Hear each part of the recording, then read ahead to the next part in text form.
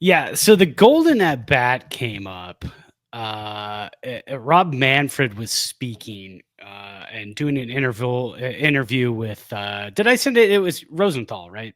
You, I yeah, you sent the thing that Manfred did. I think Jason Stark has been writing about it, Oh, Jason Stark. Yeah, but yeah, it may have been in a Rosenthal piece that where yeah. I Manfred think so. talked about So it was discussed, and Manfred said, a bunch of rules have been talked about, but one that keeps coming back is the golden at bat.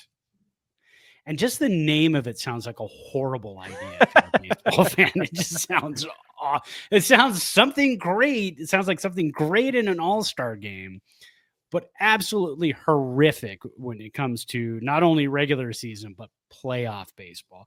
So the idea of it, and again, there's not really set in stone of what this is going to be, but the idea of it is at some point, maybe one team who's losing or both teams at some point get to choose one at bat during a game where you can pick anybody from your lineup to take that at bat. it. So Juan Soto could have just hit a double.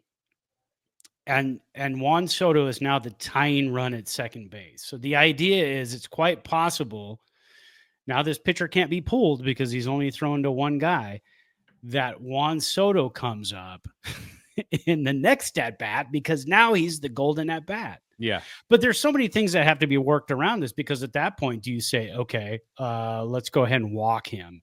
And now you've walked the golden at bat. So you've got Juan Soto on first and Juan Soto on second. I mean, the whole thing is just an absolutely ridiculous Yeah. idea when you think about the aesthetics of the whole thing. Stark had thrown out there too that, maybe it would be a good idea if it only happened after the seventh inning. Because if it happens during a game, do you get, at any point during a game, do you get the bases loaded in the second inning and you're up 2-0 and you got the starting pitcher on the ropes in a July game, and now all of a sudden you want to bring, and I keep using Juan Soto as an example, but let's just say you're the Yankees and Juan Soto, it's not his turn to hit, but there's nobody out in the bases loaded and you really want him to hit, so you use it then.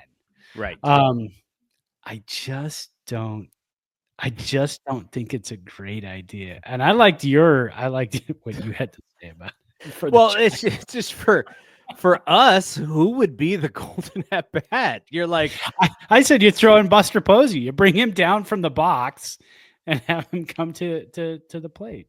yeah, it would benefit teams who have a bopper, and it would be a negative for teams who don't have a bopper. Now, maybe that puts some pressure on teams to go get the bopper that they need, but it's not like they grow, these home run hitters on trees.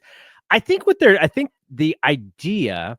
So if we go back to the World Baseball Classic, Japan against the United States, right? The game on the line, Shohei against Mike Trout. They're trying to recreate that moment. I understand. It was a fantastic moment. Unfortunately for us, Mike Trout did not get a hit off of Shohei. Shohei struck him out. But that moment was so special because the whole thing was on the line.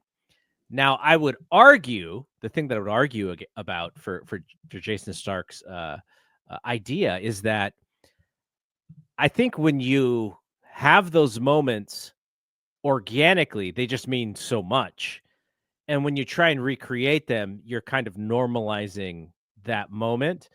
Could you, if we get a golden at bat, can you bring a starter back in to throw that pitch to that? Like, there's like if I'm a pitcher, or if I'm looking at it from a pitcher's perspective, it's like I had to burn Duvall to get through this inning, but now they can bring a bat, and I can't reuse Duvall. So from a pitcher's perspective, I think there's kind of a little unfairness there. But having ideas to better the game, I think, are completely fine.